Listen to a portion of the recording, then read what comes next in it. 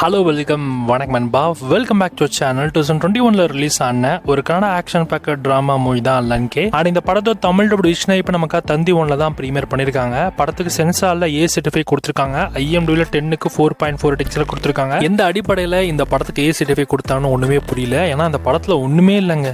Screen persons கிடையாது, screen play கிடையாது, over cringey, over ட்ராமேட்டிக்கு அப்படி போட்டு தூவி விட்டு எடுத்திருக்காங்க.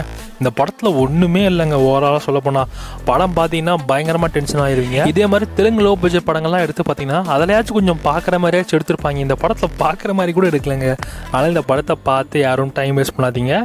படத்தோட ஃபாண்ட் ஸ்டைலு நல்லா இருக்குது, ஸோ ஹீரோயின் நல்லா இருக்கான்லாம் இந்த படத்துக்குள்ளே போய் உட்காந்து பார்த்தீங்கன்னா 3 மணி நேரம் நாசமாக போயிடும்.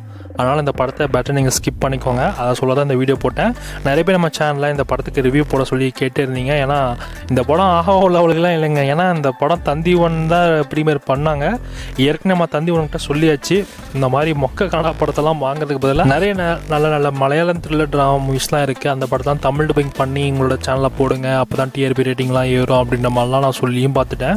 ஆனால் இவன் தொடர்ந்து கன்னடா படம், அப்புறம் ஒரு 2-3 நாள் வந்து மலையாள படத்தை போடுறாங்க.